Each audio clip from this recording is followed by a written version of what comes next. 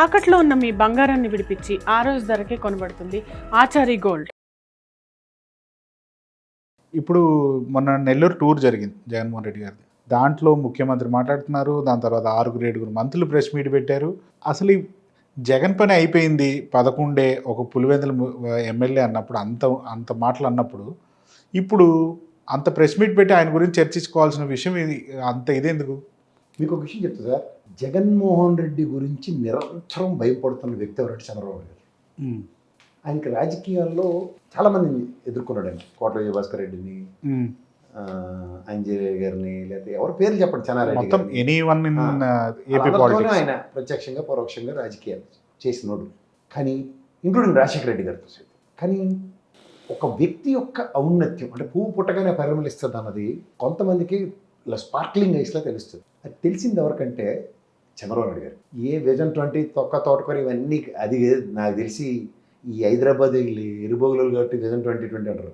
కానీ రాజకీయాల్లో నాకు ఒక కొడుకు, రాజశేఖర రెడ్డి గారికి ఒక కొడుకు. వీళ్ళ చదువులు ఎలా ఉన్నాయి, వీళ్ళ ప్రమాణాలు ఎలా పెరుగుతున్నాయి. ఇప్పుడు ఉదాహరణకి లోకేష్ గారు అంటే చదువుకున్నాడు, స్టాన్ఫోర్డ్లో కోర్టులో ఉద్యోగం వస్తుంది.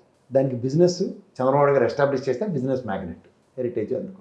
జగన్మోహన్ రెడ్డి అనే వ్యక్తి has come with no man's land and he created his own identity. ఇక్కడ ఐడెంటిటీ చంద్రబాబు నాయుడు గారి అబ్బాయి త్రూగా వచ్చింది. నేను ఎందుకు చెప్తున్నానంటే ఐడెంటిటీ అన్నది ఒక మనిషి యొక్క క్యారెక్టర్ని, ఒక ఫ్రెండ్ కొడుకుని మనం అబ్జర్వ్ చేసే విధానం వేరేగా ఉంటుంది. మీరు ప్రతి నిమిషం మన ఇంట్లో పిల్లలతో కంపేర్ చేసుకుంటూ ఉంటాం. దాంట్లో ఒక ట్రాన్స్పరెంట్ తండ్రి ఎవరంటే రాజశేఖర రెడ్డి గారు. ఎలా మా అబ్బాయికి చదువు అవ్వలే, ఇంట్లో హోమ్ సిక్నెస్ అని వచ్చాడు, ఏదో చదువుకుంటాడు ఇక్కడ నాతో పాటు అన్న దగ్గర నుంచి అతని స్థాయి ఎవరికైనా మీరు ఆలోచించండి. When he started his business span of no time 80 కోట్ల పైచలుగా ఇన్కమ్ ట్యాక్స్ కట్టే సామర్థ్యం ఇలా పెంచి చూపించాడు స్పాన్ ఆఫ్ నో టైం. సాధారణంగా శుక్రమహాదశ అది చెప్తూ ఉంటారు కదా, అలాంటి దశ ఆయన దగ్గర ఎలా ఉంటుందో అవతల చెప్తూ ఉంటాడు. రాజకీయాల్లో నీ ప్రత్యర్థిని ఫోర్కాస్ట్ చేయడం అనేది చాలా ఇంపార్టెంట్. అది చంద్రబాబు గారు చేస్తున్నారు. ఆయన దేనికి ఫోర్కాస్ట్ చేశాడంటే యాజ్ లాంగ్ యాజ్ నేను రాజశేఖర రెడ్డి అన్నది ఫోర్కాస్ట్. రాజశేఖర రెడ్డి తర్వాత జగన్మోహన్ రెడ్డి, నా తర్వాత లోకేష్. దీన్ని ఎక్కువ ఎంఫసైజ్ చేశాడు ఆయన. ఈ ఎంఫసైజ్ చేసిన దగ్గర కొన్ని క్యారెక్టర్స్ ఎప్పుడైతే ఆయన చుట్టూ ఇలా కనబడ్డాయో ఇన్ 360 degrees కనబడ్డాడు జగన్మోహన్ రెడ్డి. అక్కడి నుంచి తెలియకుండానే నిగూఢంగా భయం స్టార్ట్ అయింది. వాట్స్ నెక్స్ట్ అని ఫస్ట్ ఆయనకి తగిలిన జోల్ట్ ఏంటంటే పరిటాల రవి దగ్గర నుంచి ఎక్స్పెరిమెంటల్ మాడ్యూల్ చేసాడు. ఇతన్ని సప్రెస్ చేసేద్దాం, ఏ తండ్రి అయినా చూడు అనవసరంగా మదనమవుతున్నాం మనం, దూరంగా వెళ్ళిపో అని బెంగళూరు పంపించాడు రాజశేఖర రెడ్డి గారు. బిజినెస్ ఎస్టాబ్లిష్ చేసి నో స్పాన్ ఆఫ్ టైంలో వచ్చాడు. సిబిఐ కావాలంటే వేసుకోండి అన్నాడు. అతనికి సంబంధం లేదన్న విషయం ఎస్టాబ్లిష్ అయ్యింది. సబ్సిక్వెంట్ డెవలప్మెంట్స్లో రాజశేఖర రెడ్డి గారి మరణానంతరం మీకు మళ్ళీ సెకండ్ గేమ్ స్టార్ట్ అయింది. సంతకాలు సేకరించారు ఆ టైం. మా బట్టి విక్రమార్క ఎంత చక్కగా చెప్పాడు, అలాంటిది ఏమీ లేదు. కానీ అది కాదు.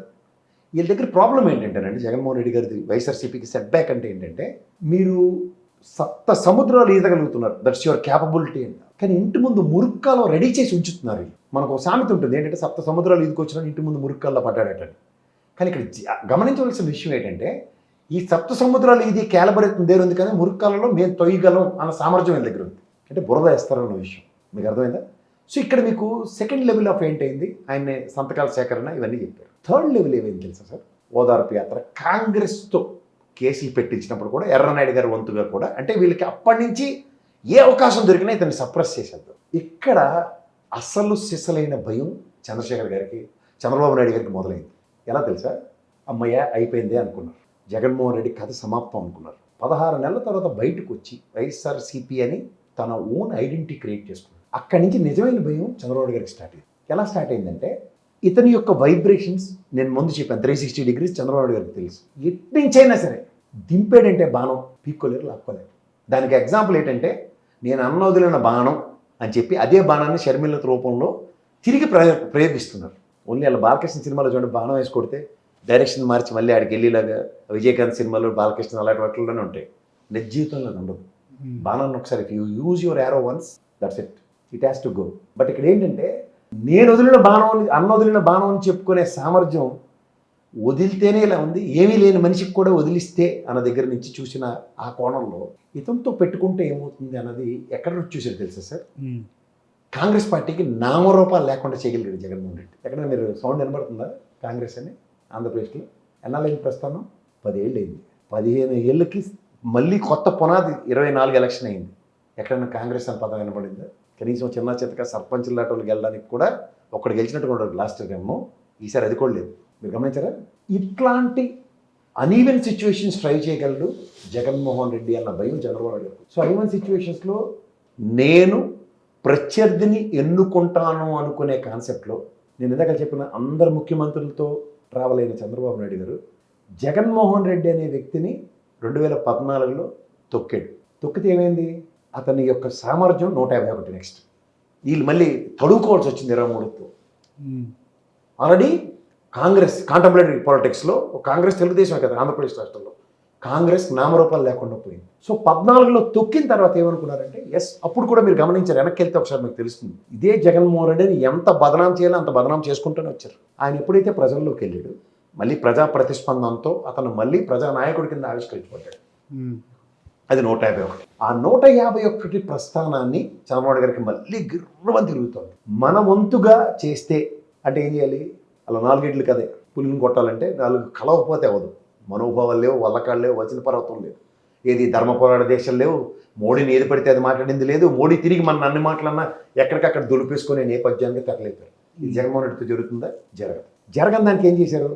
అధికారమే పరమావధి కోసం దేనికైనా మనం 10 మెట్లను దిగాలని దిగిపోయి దిగిన పరిణామం ఎక్కడికి సంతరించుకుంది? అధికారం వచ్చింది. మళ్ళీ 23 స్థానాలకు పరిమితం చేసిన తెలుగుదేశంలాగా 11 స్థానాలకు పరిమితం చేసి అహంకారాన్ని జస్టిఫై చేసుకున్నారు. కానీ నిగూఢంగా ఉన్న భయం ఎలా ఉంటుందంటే 67 గెలిచి 23 మందిని ఎత్తికెళ్ళి నిస్సహాయ స్థితికి తెలిసిన జగన్మోహన్ రెడ్డి ప్రతీకారం రాజకీయ క్షేత్రంలో 151.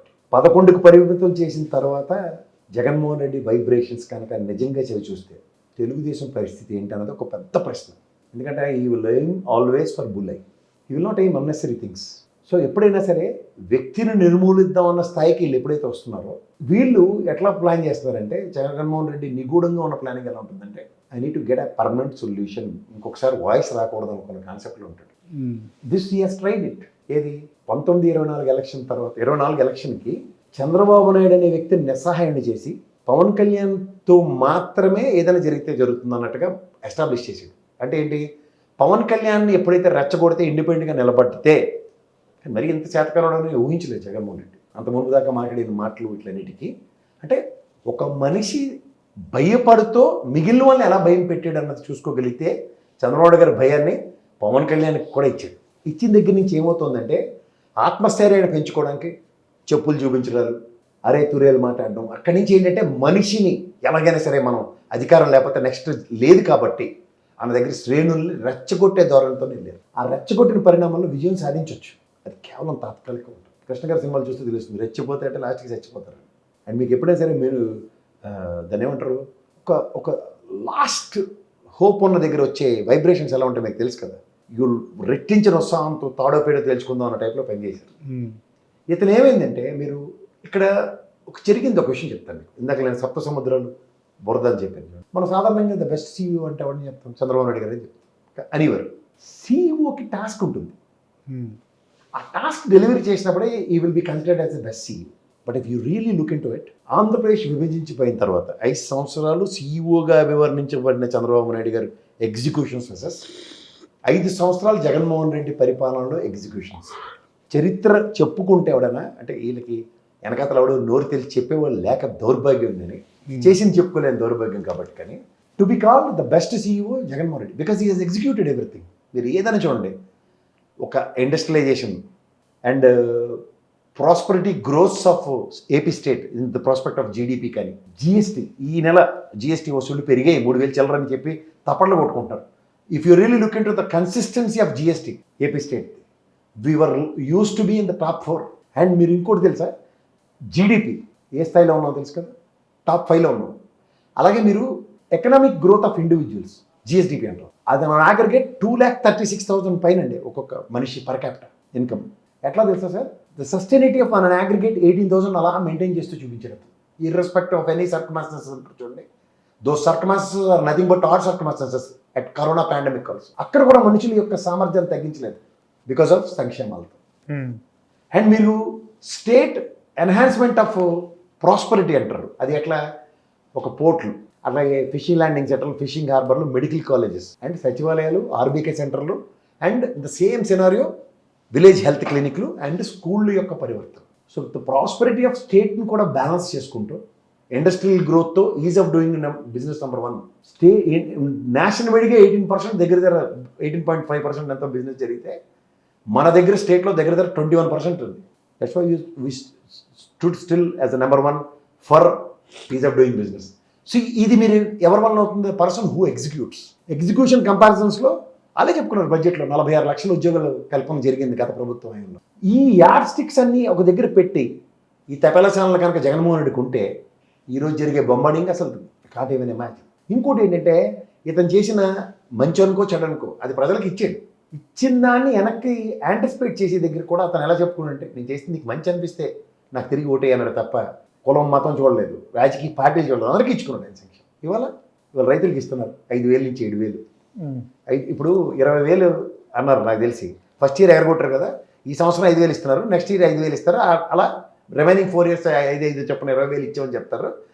కేంద్ర ప్రభుత్వం ఇచ్చి 2,000 అలాగే ఇచ్చుకుంటూ పోతారు. ఇది తెలివితేటలు. అంటే వీళ్ళు చెప్పిన మాటలు నమ్మి మోసపోయిన ప్రజలకి గతంలో కేంద్ర రాష్ట్ర ప్రభుత్వాలు 2 కలిపి 13,500 అగ్రిగేట్ ఇచ్చేదారా.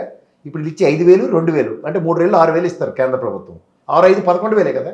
సో ఇట్లాంటి వాటిలో ద బెస్ట్ ఎగ్జిక్యూటివ్ మాట ఇచ్చాడు, మనం తెప్పుడు అన్నాడు జగన్మోహన్ రెడ్డి. దీన్ని ఎప్పుడైతే తగ్గిద్దాం అన్న దగ్గర, అధికారం ఉంటే ఏం చేద్దాం అన్న దగ్గర, అధికారం లేనప్పుడైతే ఏం చేశారో వ్యవస్థల తరువుగా, ఇప్పుడు అధికారం ఉండి వ్యవస్థలు చేత పట్టుకుని చేస్తే అన్న దగ్గర గేమ్ చేస్తున్నారు. కానీ చరిత్ర అన్నది ఒకటి ఉంటుంది చూడండి, దాన్ని ఎవరు చెరపలేరు. అంటే ఎవరో చెప్పొచ్చు నిఘంటువులతో రాసిన చరిత్ర కాదు కదా ఇది. వాటిలన్నిటికీ బదులు దాంట్ is got replaced with budgets. ఒక 5 సంవత్సరాల ఆంధ్రప్రదేశ్ 19 నుంచి 24 దాకా బడ్జెట్లు నాద్యంతం గమనించుకోగలిగితే ఎవడైనా, లేకపోతే ఆర్బీఐ డేటా ఎవరన్నా ఫాలో అయితే బుక్స్ ఆఫ్ స్టాటిస్టిక్స్ కానీ what was exactly taken place for the best executive అన్న ప్రాస్పెక్ట్లో జగన్మోహన్ రెడ్డి ఉన్నప్పుడు అధికారం వస్తే చరిత్రలో ఇప్పటికే మనం కనుమరుగవ్వడానికి వేదికలు ఎలా క్రియేట్ అవుతున్నాయి. అంటే విభజన హామీలకి మీరు 3 యూటర్న్లు తీసుకోవచ్చు. స్పెషల్ పర్పస్ వెహికల్ అనొచ్చు, లేకపోతే ప్రత్యేక హోదా అక్కర్లేదు అనొచ్చు, లేకపోతే దాని ఏమంటారు ప్యాకేజ్ అనొచ్చు. But he has not compromised. End of the day స్టేట్కి మీరు ఇస్తానన్న పోలవరం విత్ ఆర్ఆర్ ప్యాకేజ్ ఇచ్చి తీరండి. నేను కోతేశ లేను, నేను చెయ్యి కాలు పెట్టి నేను కడతాను, మా తాతయ్య కడతాడని చెప్పను. నీ పని నువ్వు చెయ్యి. వైజాగ్ స్టీల్ ప్లాంట్ నిన్న చూశారు కదా, శ్రీనివాస్ వర్మ మన మొహానికి ఒక కాగితం వేసేది. ఇదే పవన్ కళ్యాణ్ ఎక్కడ మొహం పెట్టుకుంటాడు ఇప్పుడు? ఇదే చంద్రబాబు గారు ఏం చెప్పారు? 11,000 కోట్లు ప్యాకేజ్ తీసుకొచ్చు అని చెప్పారు కదా. ఎవడు ముక్కులో పడ్డానికి తెచ్చారు? దేనికి తెచ్చారు? అంటే ఇవేవి అదే ప్రధానమంత్రిని నిలబెట్టి మన ప్రజా బాహుళ్యంలో అడిగాడు. ఇది మాది, కష్టంతో సంపాదించుకున్న సమైక్య రాష్ట్ర ఆస్తి, మీది డిజిన్వెస్ట్మెంట్కి వెళ్తే రాష్ట్ర ప్రాస్పరిటీలో మేము పరిరక్షించుకుంటాం. కావాలనుకుంటే గవర్నమెంట్ కూడా, స్టేట్ గవర్నమెంట్ కూడా ఓన్ చేసుకుంటుందని చెప్పి వీళ్ళు ఏం చెప్పినప్పుడల్లా ఒంటే గొడవరం కథలు చెప్పి ఆడెవడో వచ్చాడు కొనేస్తాడు, బదనాం చేసే కార్యక్రమం. నిలబడిన వాడి కోసం కూడా బదనాం చేసే కార్యక్రమం. అలాగే రైల్వే జోన్కి ఇవాళ బోట్ టైప్లో కట్టారు టవర్, అందులో ఒక ఫ్లోర్ రైల్వే జోన్కి ఇచ్చారని ప్రపోజల్ ఆల్మోస్ట్ 90% కంప్లీట్ చేసిన జగన్మోహన్ రెడ్డి. ఇవాళ వీళ్ళు సంఖ్యలు కొట్టుకుంటారు. స్టేట్ ప్రాస్పెక్టివ్ విజనరీతో పనిచేసిన వాడు 2 ఏళ్ళు కంపేర్ చేస్తే కేంద్ర ప్రభుత్వం ఇచ్చిన దాంట్లో డబ్బులతో సచివాలయంలో, ఇంకోటి హైకోర్టు భవనం, ఇంకోటి అసెంబ్లీ కట్టారు. ఈయన మన కష్టార్జితంతో, మన స్వార్థం లేకుండా మనం సంపాదించుకున్న డబ్బులతో ప్రతి 2,200 మంది ప్రజలకి ఒక సచివాలయం ఇచ్చాడు. అమరావతి వచ్చి తగలడక్కర్ లేకుండా డిసెంట్రలైజేషన్ ఆయన అప్పుడే చేసేసాడు. మీరు కథలకే పరిమితం అయ్యాడు, ఆయన వాస్తవాన్ని ఎగ్జిక్యూట్ చేసి చూపించాడు. సో ఇది ఎప్పుడైతే అంతర్లీనంగా, ఇప్పుడు మీకు ఒక ఉంటారు క్లాస్లో టాపర్ వర్సెస్ మీరు కంపారిజన్ చేసుకున్నప్పుడు మీకు తెలియకుండానే ఆత్మ ప్రక్షాళన జరుగుతుంటుంది. That is what is exactly happening for Chandrababu Naidu గారు. ప్రతి నిమిషం ప్రక్షాళించబడుతున్నాడు. సచివాలయంలో కూర్చున్న చైర్లో కూర్చుని గత ప్రభుత్వం ఏం చేసిందో, దాని ముందు ప్రభుత్వం ఏం చేసింది, ఈ కంపారిజన్స్తోనే కదా ప్రతి దగ్గర ఫిగర్ చూస్తే నా విజనరీతో నేను చేసే స్టేట్ గ్రోత్ కానీ, లేకపోతే నేను సంపద సృష్టిస్తానని చెప్పిన దానికి గత ప్రభుత్వంతో ఎక్కడ మ్యాచ్ కాలేకపోతున్నాను. నా దగ్గర దీనికి ఐడియాలజీ ఏది అన్న దగ్గర ఐడియాలెస్ సిచ్యువేషన్ కనబడుతుంది. సో ఇట్లన్నిటితోనూ మీరు నెల్లూరు అనండి, బంగారపాలెం అనండి, లేకపోతే ఎక్కడైనా ఉండండి, వాళ్ళది సర్కార్ ఎక్స్ప్రెస్ లేటు, ఇవాళ కథ రేపు రాస్తారు. అంతేకాని అక్కడ జనాలు వచ్చారా లేదా అని లెక్కెట్టుకుంటున్నారంటే వీళ్ళు ఎంత ఖాళీగా ఉంటున్నారో అసలు ఆలోచించుకోండి. I was expecting a beautiful demonstration which was taken place what exactly in Singapore అనుకున్నాను. ఇద్దరికి 100 రూపాయలు 200 మీలు పంపించడానికి పెట్ట కదా ఒకడు. ఈయనేమో నెల్లూరు జనాలు రాలేదట. దీనికి ఒకటే కంపారిజన్. శివప్రసాద్ జన్మలో నితిన్ గడు నన్ను కొట్టలే అన్నట్టు జనాలు రాలేదట అని కంక్లూజన్ ఇచ్చుకుంటాం. అందుకనే మీరు బంగారం తాకట్టు పెట్టి ఆ బంగారం డబ్బులు కట్టలేక ఇబ్బంది పడుతున్నారా? ఆచారి గోల్డ్ వాళ్ళు మీ బంగారం కొని మీ లోన్ తీర్చి మిగిలిన డబ్బులు మీకు ఇచ్చేస్తారు. ఇంకెందుకు ఆలస్యం? ఆచారి గోల్డ్ ఈ నెంబర్స్కి కాల్ చేయండి.